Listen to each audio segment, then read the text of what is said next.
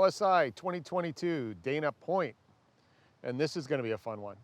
I've got, could be three of my favorite CEOs are here today. Gentlemen, thanks for joining me today. Good to be here. Yeah. Today's session, we're going to talk about emerging trends in the marketplace. Bryan, Berk, and Elliot, thanks for joining on this. If you would, take our audience just on a 2-minute pitch, technology platform that your organization's in the middle of, so we have context around our conversations today. So Bryan, if you bring us in. Sure. So we're building a single-use endoscopic visualization platform. So in layman's terms, that means a single-use arthroscope for using in surgical procedures for sports medicine, ACL tear, rotator cuff, and the like. We'll be moving into laparoscopy for general surgery, and then eventually into flexible endoscopy as well. Got it. We've put all that together actually with a digital platform that we'll talk a little bit about, sort of a unique take on single-use devices with a SaaS model to complement it. Awesome. Berk? We are Sentiar, and we are focused on creating a wearable command center for the operating room. What that means is allowing the physician that's operating connect to their visualization tools and their digital tools via a wearable headset is what we use today. It allows the physician to see three-dimensional anatomy in real time, updating in real time through the wearable system. It's an actual hologram. They can share it with other physicians. They can also manipulate it in a hands-free fashion. And the objective is to improve precision, allowing physicians to have control over their tools, unlike ever before, and essentially allowing them to be more effective and efficient in their procedures. Elliot? Thanks, guys. Well, nice to be here. Thanks, Joe. So Inovus Medical, we design and manufacture surgical training technologies. They're based around a combination of hardware and software technology, combining paradigm shifting, augmented reality approach, which allows surgeons to effectively develop their learning curve away from the patient bedside in a safe environment. It's sort of challenging the status quo with regards to this general approach of, well, VR is the way to go for surgical training technology. So proud to be here and glad to be presenting it to everyone today.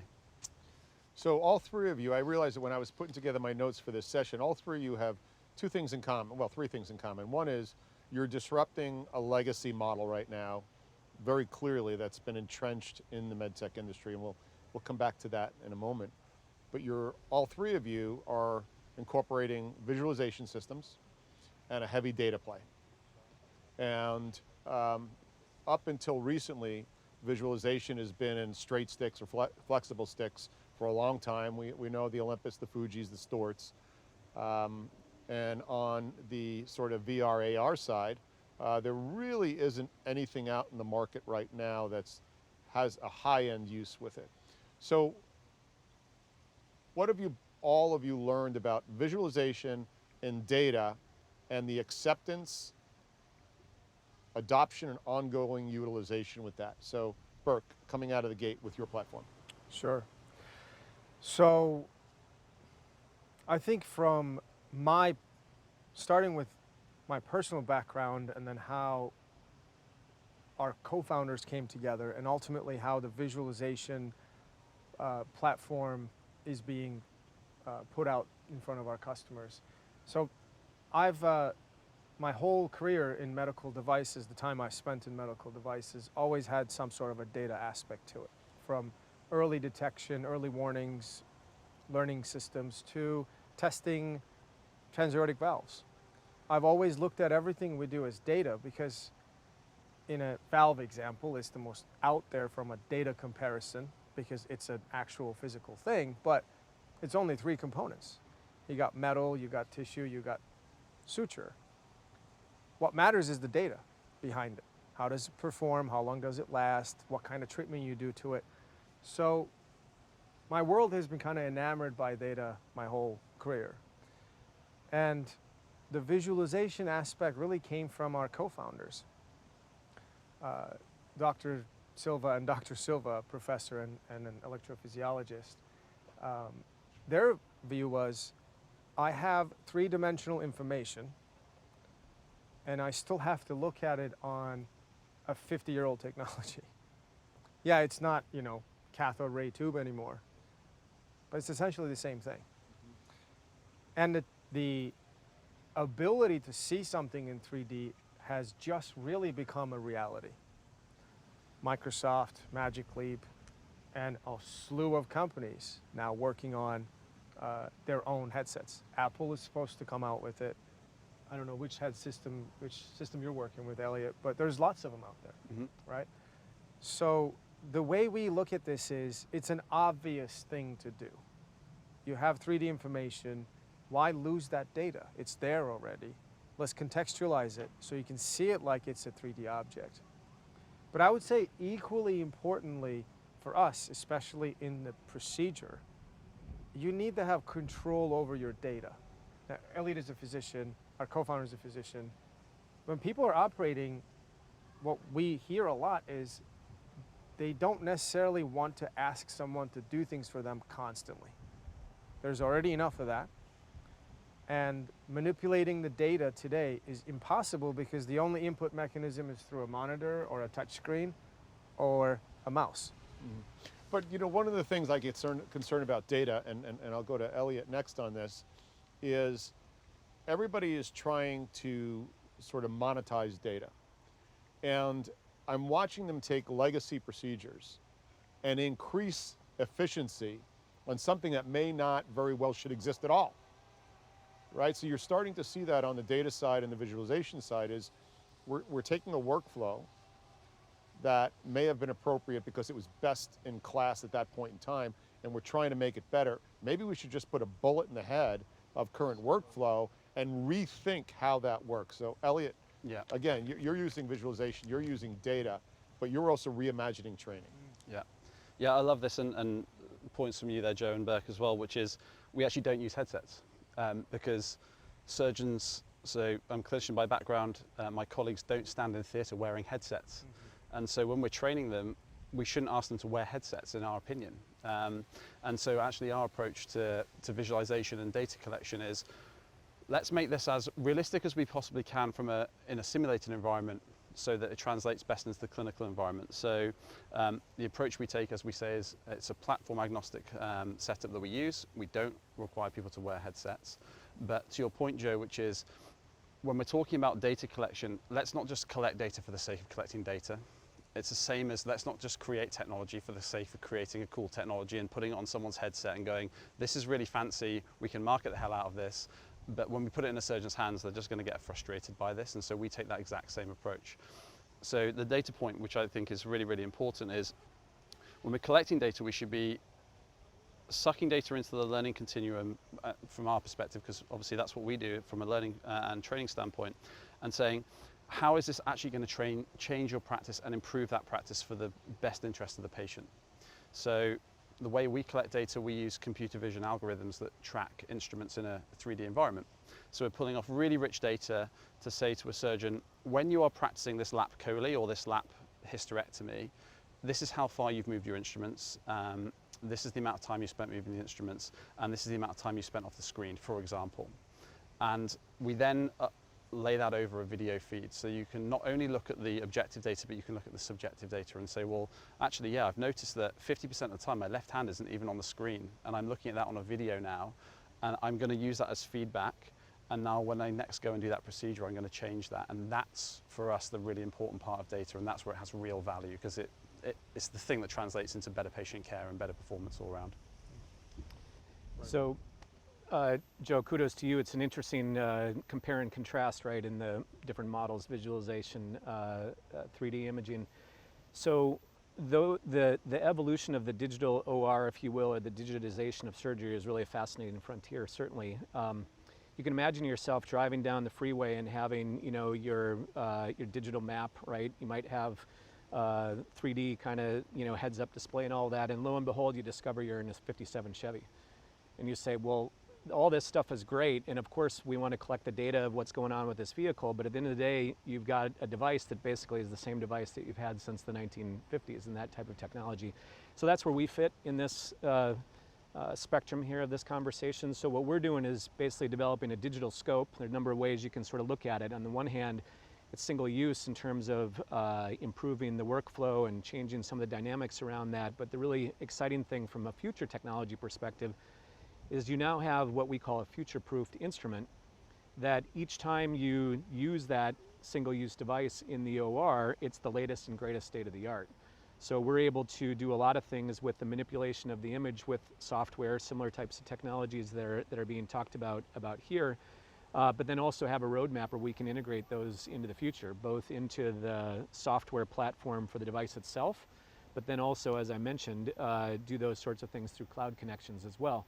So those are hard to do when you've got the chassis of a 57 Chevy, right? And so we can take a lot of that value proposition and shift it forward, and then also use that as a platform for the digital types of features that are being talked about here.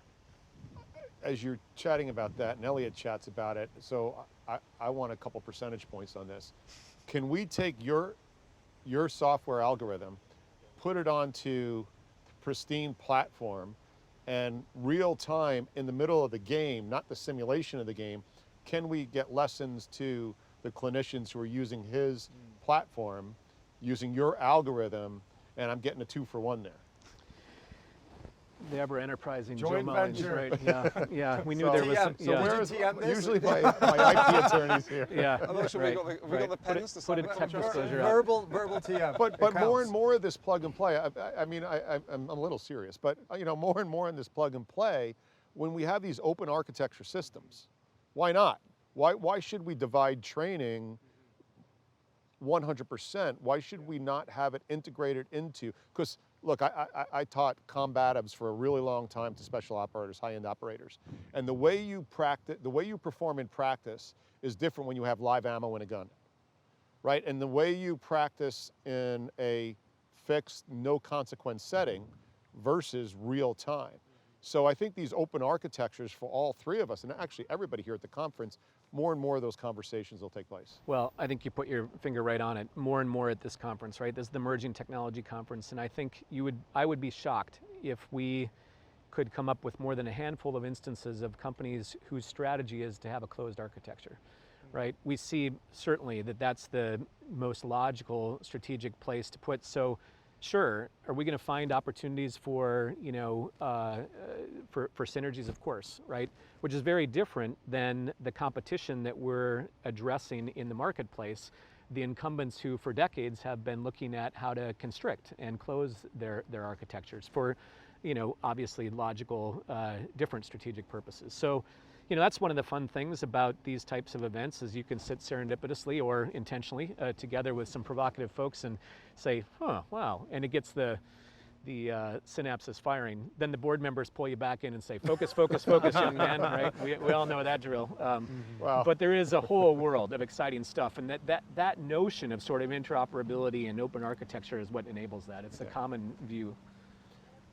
I'll just pick up on that as well, because and your point there, Bryan, which is focus is key. So the quick answer to your question is yes, our platform could be you can deploy that on the Pristine platform, and the important reason is because at Inovus, the way we build our technology is exactly as Bryan has said, is an open technology. So we take what we call a scalable modular infrastructure approach. So it's exactly what it says on the tin. It's built of different modules and it's completely scalable. So if you want to go and deploy it on a Pristine platform, but you only need 50% of the modular features, then you can go ahead and do that. Right. And we think that's really important. And that plays back into your point there, which is, and I love this, which is the elite athlete, the sporting background side. So MMA is your background, tennis is my background. I love those analogies, which is the training environment is not just about the simulated environment. That 80% of training is in the simulated environment, but actually on game day, it's really, really important. And if we have different platforms that are allowing us to learn and engage and gain data in the training environment, and then we have a completely different and separate platform in the game day environment, then that's not going to help us. What we need is a platform that goes right through the vertical. So in our simulated environment on day one, we're capturing data. On day two, when we're doing this thing, so we go from the basic tasks, if we take tennis as an analogy, just four hands cross court, we're capturing data on that. Then we go to the practice match in the training environment, we're capturing data on that. And then finally we get onto game day and then we're capturing data on that. Well, you need platforms that can go all the way through there and not just be focused on one part of that. So the Inovus platform can be used on the Inovus simulators, but equally used on the pristine surgical. And one of the devices. things that I'm watching happen, I've got 32 years in the industry. Historically, med tech companies, and especially startups and boards and investors, they've thought like an eye, deep and vertical, and justifiably so. Because, you know, ADD amongst entrepreneurs is notorious. Yeah? So they're trying to keep you, you know, within your swim lane. However, we used words like open architecture, digital, right? Game day and practice sessions. I make the argument that more and more you're going to have successful companies are going to have a T. They're going to have a breadth across the top of that. You're still going to have your vertical that you need to have your expertise in. But there are going to be applications where you're going to be able to take that breadth and then inject that vertical eye into the category. Thoughts on that? Berk? A lot of thoughts. I'm trying Because to. you have, to that point, you started a technology and you're leveraging it into another, and they do have a yes. core base to it, don't they? That's right. So this is exactly what's rolling through my head. And I also enjoy listening to Elliot's accent. So I'm like, how do I get more of it? I thought what you were trying to do is figure out how to do a mashup of tennis and MMA, because that's where it's really at. On a serious note, I think the struggle startups have, the boards, investors, everybody, is the business model that the payers and the Medicare pays for. Hospital knows what to charge for. That has not been disrupted forever. And here's what I'm saying. We sell consumables, we buy consumables, we know how to pay for consumables. So we do stupid things like, I have a software, but I give you a token so you can activate it for that use. Because no one knows how to account for it otherwise. So for that T to occur, a lot of that is in software. Because designing mechanical things that plug and play many use cases, perhaps a red herring. It's tough because every user, every surgeon, every interventionalist is different. They have very different needs. But software, data, there is a large potential for cross-section, but we don't know how to extract value from it right now. Even though it provides value, we don't know how to account for it. Well, some of that is a definition, though. Like, everybody is irresponsibly throwing around the word data. We get data. Yes. We get data. I mean, well, there's not even a common language in our industry yet around data. Correct. Yeah, we sort of look at it that what we need to do is provide an on-ramp to the data, and there may be some things that we can do with the data in the future, but I want to go back to your question, Joe, around the T. I think that's exactly right. To give our experience with that. So we were founded by a couple of orthopedic surgeons, right? And so originally our visualization, initiative was in sports medicine, and you would have thought strategically that if there was a next step that you would make from that you would go and put some other things around the scope in sports medicine. So you might look at suture anchors or whatever else it might be. And so I think the key is sort of redefining and rethinking, perhaps, furthering the line disrupting by thinking about differently who your customer is.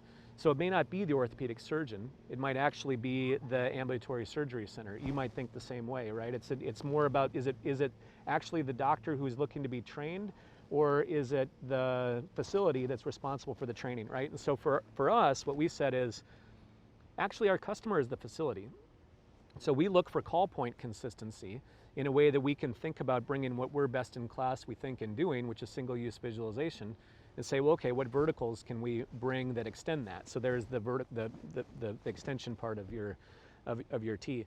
So that's not something that the incumbents are sort of set up to do. In fact, we know many integrated, incumbents that have stayed siloed within the same, organization. It's never actually been integrated. Many examples of that. It also gives an opportunity from the startup side of things to rethink that, right? You're not dealing with, hundreds of entrenched sales folks that are dealing with, decades-long relationships, but you can redefine that. So I can sort of lay out my strategic roadmap and say, well, this is where we're going to go, and it's very difficult for at least the folks that we're going to meet competitively in the field to copy that because of this the installed sort of infrastructure, right? So that's one of the very few, I think, competitive advantages you can look at sort of from a startup perspective is you get to rewrite some of those structural types of approaches, strategic as well. And you bring up, I want to stay on that point for a second for all three of you. So all three of you have a technology that is dislocating by nature. You know, we know I don't like the word disruptive because that's a speed bump, right? You can get over a speed bump, but once you dislocate from a current behavior or legacy model, you can't be caught by pushing more on the gas pedal. You can do that in disruption, you can get over the speed bump quicker, but when you dislocate, the behaviors and the business model, the revenue model, the sales model change dramatically, and the strategics who have owned that turf for decades no longer own it. So each of you have a technology that is dislocating by nature. You're throwing away scopes, to put it simply, right? You're adding 3D vision data in the hands of the clinician and their team potentially, right? And you are looking at how's training done today? Great, each one teach one, right? A one-to-one model and no data, so to speak. So how are you going to, what are you thinking about now changing centers of care? It's an opportunity for you because the big strategics don't know how to sell into those. Private equity now getting involved in all these, and private equity is great of rubbing the pennies out of the nickels and looking at the top 10 costs in a cost center and erasing them or attacking them all. So how are you looking at that right now as you price and design your revenue commercial model? Berk, go in first. So one of the things that we think about is not every proceduralist, surgeon, interventionalist, et cetera, is going to want to wear a headset, as Elliot said. For some, it's important because they need to see rich data from digital tools, imaging. Most of the time, it's interventionalists. They need to see rich information. Surgeons see most of the stuff they need to see. Even if it's laparoscopy, they can see it through a camera, perhaps. So we think about these procedures that are mostly visualization based, and there's a lot of them as we get more and more minimally invasive. And then we think about the infrastructure required to support that today. So a simple example is if you want to build an operating room for an electrophysiology suite, you need to install a gantry crane and a boom and shield all your cables. That costs 300 grand. If you're an ASC, if I tell you, you know what, you don't have to do that. Just roll this in, wear this. That's all you have to do. Mm-hmm. We wonder how would those centers react to that, right? But there's an interesting friction at play, and I'm not going to be able to say it with the right terminology because I've just learned this. To get to an ASC, you have to have a certain statewide acceptance of that procedure to be able to go to ASC, so that you don't have to have some surgical backup. So for electrophysiology, for example, it's only 2 states you can do that today. So that's an interesting thing I've just learned. For you to be able to go to an ASC, state has to allow you to not have certain backup. Mm-hmm. I think it's the surgeon. Some sort of redundancy in place. Some sort of redundancy in place, exactly. So obviously that's going to change, right? Because it always does. Mm-hmm. Eventually we won't have that. And I think at that point, ASCs are going to have a difficult time saying, no, I want a crane. Why? Right? I think to me that 3D visualization, yes. Control, yes. But you start to add remote, like when you talk about ASC. What if you have the chance to see everything the physician is seeing, right where Elliot is sitting here? Mm-hmm. And then help them if there's a problem. Mm-hmm. Mm-hmm. So that get earlier career physicians to operate at a higher level. Continue to push that. And from an ASC, private equity, someone is looking at this without the entrenched hospital infrastructure. I see enormous potential for the things we do because you're able to disrupt working with them. Mm-hmm. That's the way I see it. Yeah, I think it's a really interesting point, Joe. And again, taking our experience from this, so we're challenging an incumbent technology, which is virtual reality, effectively, which is very expensive to develop, and not necessarily headset virtual reality, but when it comes to surgical training, the virtual reality is not necessarily headsets, it's direct visualization on a screen, but we're using software and motors to tell us how things should feel.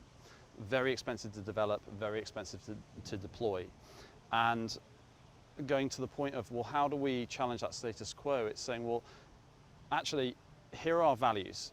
For us, our core values as a business are develop technology that's more affordable, more accessible, and more functional, so more realistic than the incumbents, and then just live those values. And our view is, if you just keep living those values, aggressively living those values, and saying, we're not going to compromise on those, we're going to keep throwing those at you, because we think that if we're developing technology that speaks to those values constantly, it will shift the paradigm. And then it comes over to, well, how do you really shift the paradigm? Well, you need to be well capitalized. There's no two ways about it. And this is speaking from a guy that's built a company from a bedroom with a heat gun and a sheet of plastic. We were as least capitalized as you could possibly be at the start. But we understand the importance of capitalizing a business to make a real impact. And I think if you're going to attract that capital into the business, you have to have those paradigm shifting values to say, guys, if we stick to these values, it will eventually. How do you explain that to there. a board though? So, right, so the board is in it to win it, Yeah. right? The founders are in it first spiritually, Yeah. 100%.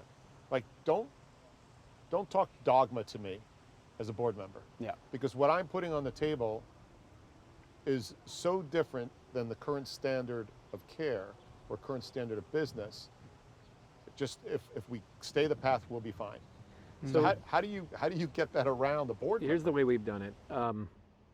We've tried to point to trends in consumer behavior and analogize that, or at least suggest why would human desire for convenience, efficiency, and lower risk be attractive trends that people buy in the consumer market, and why would that be any different in terms of the desires of the staff in an ambulatory surgery center? So my wife works in an ambulatory surgery center. She's a big fan of HelloFresh. We're busy. She gets meals by subscription, right? They show up on our door, we plunk them in the fridge, and when we're running short of time, you pull them out and off you go, and it's quick and easy and great. So we talk about, and we're effectively taking that same model, that subscription model of groceries, as a subscription, and we're doing it for scopes. It seems odd, that's a bizarre kind of analogy, but when you think about really at the end of the day, what you're doing is you're providing the same type of service. You're really simplifying a situation where, look, my wife's time is important, but if you think about the, what is it, $600 a minute, that you put as the benchmark for time in an OR, you can see the amount of leverage that you can take from a consumer environment and translate that and say, that's why we think this actually makes a lot of sense in a far more acute, or impactful environment. So, look, boards, that's been what's been effective to us. At the end of the day, our job as CEOs is to set a vision, and then, boards to test us and challenge us. But they all know those trends as well. Plenty of folks have shifted from, buying a car to, going to a rental car to this thing, and half of the folks here, put on their app and got an Uber to come here. Similar type of shift, same idea. You're taking a vehicle that brings that performs a transportation service in the Clayton Christensen's, sense of the word. What's the job to be done? Let's get you from one point to another, and you're changing the way and aligning the way in a more, consumer-friendly way. So that's how we've communicated that around the board table. Can I add to that, Joe?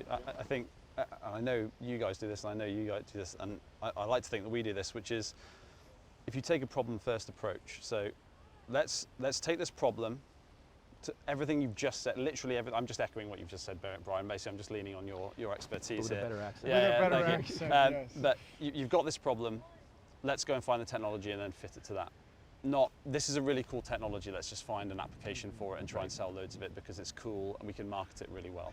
And I think that's the important thing. And if you take that problem-first approach and you build a really robust technology, a great stack around it, and then a great business, you're going to end up with a profitable business because you've got intrinsic value in what you're selling to a customer who goes, I want to buy this from you from the price that you've appended to it. And therefore, you're going to make a profitable business, and then your board and your investors are going to say, well, this is exactly the sort of business we should be investing in, not this vaporware over here that sounds nice. But. And one of the things that, certainly we are sort of self-pejorative about in the med device industry is how the med device industry is, do you throw this out there 20 years behind? You know, well, we can turn that a little bit into a opportunity to take some of those problems and see how they're being solved in other places, and then apply it to us as well. Absolutely. So you don't have to theorize to it. You can actually cite real examples and say, well, you know, this is the way it's worked in some other verticals. Lo and behold, we're, you know, whatever number of years behind, and we're applying those now. And yeah, we think we can be the ones to actually make that application into this. So you bring up an interesting point, and you beat me to the punch there, is the two of you just said, and you're using Magic Leap hardware, right, if I'm not mistaken? Right, so MedTech has been so inward looking. It rarely will listen to anything outside. It's got itself as such, and I mean this respectfully, as such an elite, you don't understand we're dealing with people's lives type of persona. And Elliot, you mentioned, let's first really define what is the real problem. Not the obvious problem at hand, right? Because it's too easy to jump on the obvious problem at hand when it appears in front of us. Let's step back, and then let's look at analogous, similar problems outside of MedTech, and how did they solve them? Was it immediate delivery? Was it Uber? Was it Airbnb? Was it you know, insert above, right? Apple, right? Yeah, and right, exactly. And so, as first-time CEOs, and two of you are conspicuous outsiders. You're an attorney. Thanks. Yeah. And you're a surgeon, right? And you're a purebred medtech guy, but you don't act like one. Best dressed medtech guy there is. By the way. Best dressed. So, is being a conspicuous outsider in our industry and a first-time CEO an advantage? So, take us in, Bryan. Eventually. Yeah. Eventually and pull on that. It's a disadvantage for the first terrifying, you know, couple of years, and you hold on by your fingernails, and you know, hope the board gives you a little bit of grace, which thankfully they did. And then I think it's absolutely an advantage. So Why? well, because you look at the industry with fresh eyes, I think. I came from the semiconductor industry, so yes, I practiced law for 4 years, and then I went into a MIT startup for 10, and learned a lot about a different vertical and about a very engineering, obviously, and science intensive vertical. You know, those things have been actually useful in strange ways. That's not to the point you're trying to make. I think the point you're trying to make is around the fresh eyes view of things. So if what you're trying to do is actually grok a new industry, the process by which you grok a new industry is actually by looking at the world around you and trying to get some reference points around it, right? So it's not about, well, it's all I've ever known, but it's actually trying to be relative in your understanding of the world around you and figuring out the one that you happen to be in. And that's actually paid dividends for me. You know, you don't have confidence in that in the first couple of years, but I've been at this job 6 years now, and that's about where the break-even point is. And then after that, you start to kind of chat, you come to conferences, you meet smarter people than yourself, and you say, oh, well, maybe, you know, there's something here to thinking outside the box that's not Elliot, too right? terrifying. I thought you were talking about you. Smarter people. I just want to dodge that comment. Berk, Sorry. you're a first-time CEO, so, and you came out of Boston Sci and some of the others, and so you had but you've always been a very unique thinker. And that probably cost you mileage early in your career. a bit of an unfortunate. Was this the Boston Scientific uniform? No, man, they tase you at the door if you show up like this. But you're clearly from, you know, not just the obvious, but you clearly think differently than other CEOs and a first timer. So how do you look at problems as a CEO, and do you try and battle the medtech think? Yeah, that's a loaded question. You know, you made it sound really positive, but like I have anxiety about it because I don't think the way everyone, perhaps, or the average medtech CEO thinks. So I don't look the way they do, and at some point I'm just like, hey, I'm gonna be authentic because I think I'm good enough to be able to do that. The way I view medtech, I try to think about the most empathetic approach I can have. And I feel like perhaps the way that it serves me, whether you're an outsider or insider, I think it probably serve everybody, is that I try to develop a very good, keen understanding of what's going on with whoever I'm trying to serve, right? So, and that's not just the physician in this medtech world. So I think, to me, what helps is that I understand the complexity of medtech, the payers, the providers, the actual physicians, the decision-making sphere, the IT department. When you walk into an operating room, being able to go in and start pricing everything, and then wondering how that got there, and then you have an idea of how it did, and then you start to develop empathy for all those folks. And I think, to me, what I reject is becoming a medtech business that it looks more like a bank, that I give you thing, you give me money.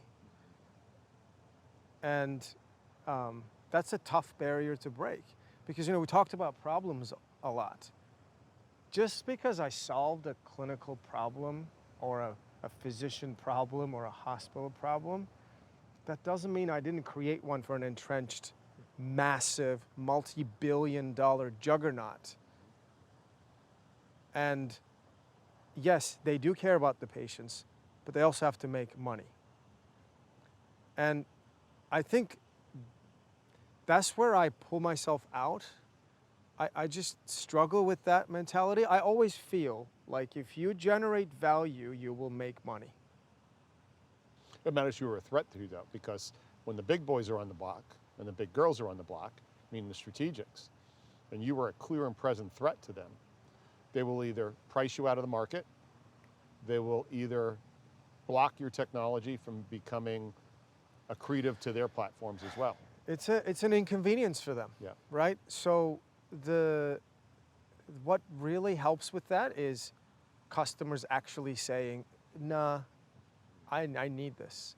And that's where the empathetic approach, and it's, you know, these things where you achieved one thing, it's the accumulative work you put to get there, right? How many customers have you contacted and really listened to and understood and said, I solved your problem. I heard you, I solved your problem. And how many times have you done that? And the one big difference, in addition to everything we talked about, between medtech and the consumer businesses is consumers have power. Medtech consumers don't.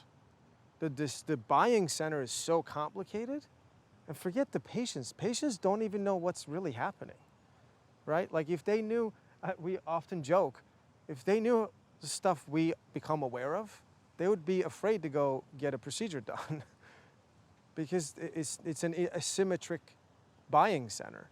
So it's a tough, loaded question, Joe. I think I bring it back down to empathy, but it's much more complicated than having empathy for a phone user like Apple or, you know, headphones or whatever. MedTech user base is very complicated. So I think it just makes our jobs harder but more rewarding. Elliot, conspicuous outsider, surgeon, tennis player. Right. Yeah, I'd love to pick. I love this. So there's two phrases for me. So the first is the empathetic insight, and you've nailed on that. And so for me, as a conspicuous outsider, I'm actually an insider who's also a conspicuous outsider. So I'm an insider with regards to I'm solving my own problems. I'm an outsider with regards to most clinicians don't make particularly good CEOs, and that was actually something that took me about 8 years to learn when I was talking to outside parties and they were saying, okay, that sounds really great. And then I never heard back from them again. It was because I was actually a clinician founder. I applied my tennis mentality to learning how to become a CEO and using my empathetic insight to say, well, I know exactly the problem we need to solve, but actually I don't know how we need to solve it. And this becomes the next really important bit, which is inventive execution, which for me is super, super powerful. So I'm very lucky to have a very lateral thinking co-founder. And hopefully there's someone watching this panel who is at a really early stage of their medtech or their startup life or thinking about going into that. And they're like, I'm a clinician or I'm someone that's got really deep understanding of the technology. So I've got this empathetic insight, but I don't necessarily have the inventive execution element. And I will always go back to the fact that if you're going to build something really, really successful, it's not just about the CEO on their own. The CEO is right out there, they're the one that has to take all the flak, but they get all the glory. But if you can find a really, really good CTO or co-founder that has that inventive execution element, which I do, I'm very lucky to have, it allows you to marry those two things together. And then you're like, well, here's this problem, we've solved it in a totally different way. And then it feeds right back to the point you were making, which is the customers just look at it and go, well, why didn't someone do that before? Because this makes complete sense to us. Yeah, it's a powerful combination. Last question for each of you gents. Bryan first. What do you think is the biggest threat over the next 24 months to the healthcare system? Was that on the No, I whipped that one in. That Jeez. wasn't, He that put wasn't the best foot forward there, didn't he? Good luck, Bryan. over the next 24 months? yeah, the biggest threat to the healthcare system. Well, look, did you say religion and politics weren't part of the discussion? You know, is that fair game over around the dinner table here? Right? So, on the health front, we're at this great event. You know, we've had a couple, I can remember just a few, not too many months ago, where everybody sort of came out of, you know, the COVID isolation and people were just really giddy to see each other. And so, you know, knock on wood, we're out through that. I mean, this isn't timely necessarily or topical for the medtech conversation, but man, we've been through a lot in the last couple of years, right? And now the geopolitical landscape in literally, you know, a couple of weeks is radically different. I mean, it's hard to think that the sort of, you know, human collective can withstand that many kind of, you know, consecutive body blows here. So it's hard to know, you know, really what's going to come out of that. I think I have an MBA too. So there's From a pretty good school. But there's a macro, there's big macro risk, right? The inflationary stuff is just crazy, and people are pointing fingers at why that's the case, and that's going to skew all kinds of stuff. If I had to point, you know, to most sort of topical med tech, it's probably that. How does pricing and reimbursement and 7% inflation, or you know, plus and maybe more, and supply chain and all that stuff is crazy. But you know, I was just chatting with somebody, and I won't hog the mic here, guys. Love to hear your perspective. But you know, in the couple early days in, and we're, you know, only a couple weeks in now to the, you know, Ukrainian war and invasion. He was like, I've had sleepless nights, you know, around this, and I think if you're not having a sleepless night around it, you're probably missing the, you know, the impact of this. This is, you know, could be potentially devastating for the whole world, let alone the poor folks, you know, in Eastern Europe. So, I don't know. That's a more philosophical and far-reaching than but it's a good question. It's my best stab at it. Thank you. Berk? 24 months. You. What do you think the biggest threat to healthcare is?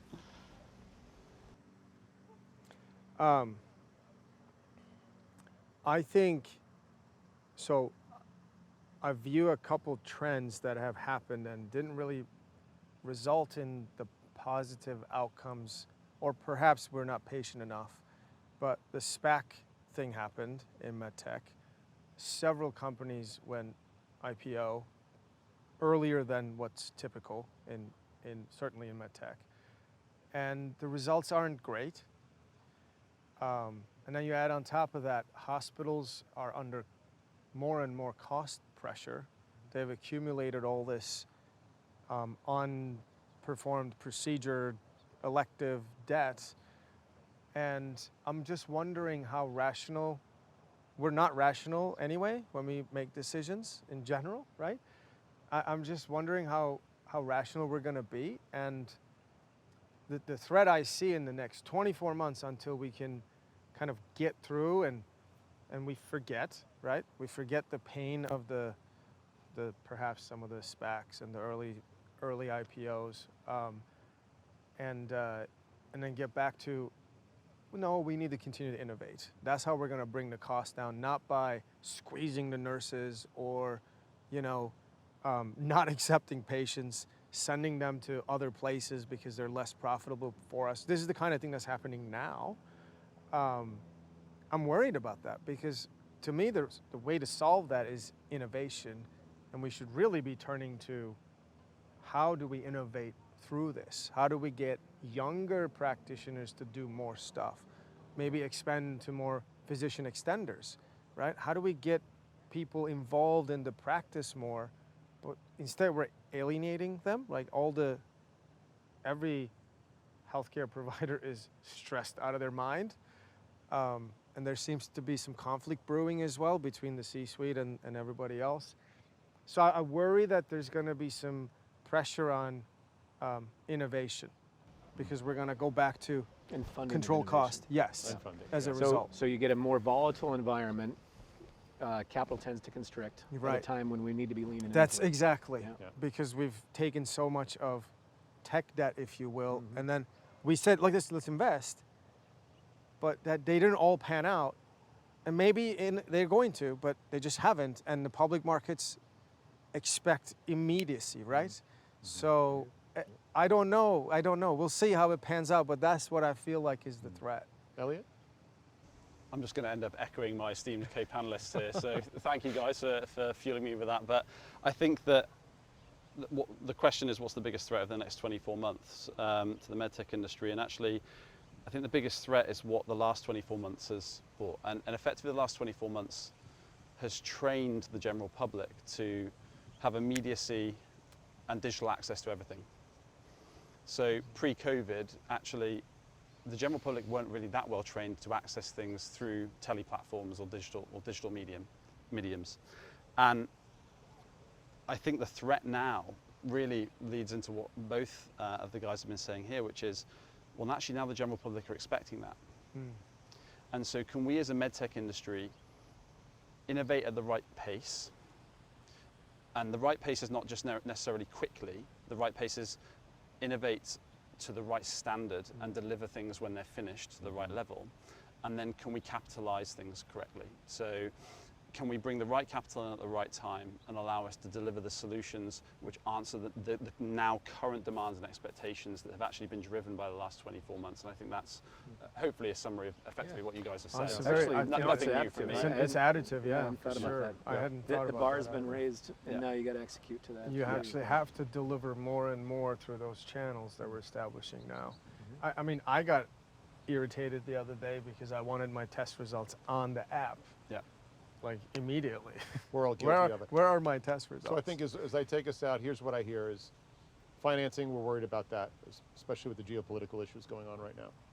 Second is, are we going to have patience for these digital platforms to mature and get enough traction to add the value? Because we're so used to a mechanical device, put in the heart valve, Yeah. what's the TEE look like, Right. flow's good, get her off the table, right? And I think we've been over pacified on telehealth. It's still in its early days. And it's going to crash before it actually has a cruise that will be really worthwhile. And is the industry going to be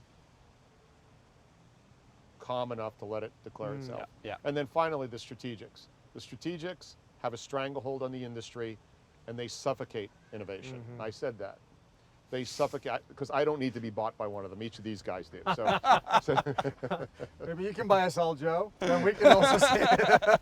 but when you are the lord of the manor, you want very little to change. And right now we are in such a state of evolution in the health tech, med tech industry that it is a clear and present danger to every strategic. And so I'm worried about them having too much hand in the game. So we'll see what happens there. But gentlemen, it's been great. I love each of your minds. Really thankful for making time for this for me. Thank you. Thank That's you. great as Thank always. you guys. Yeah. That's so much It's been a fun. pleasure. Yeah, super. This is Joe Mullings from LSI 2022, Dana Point. Be well.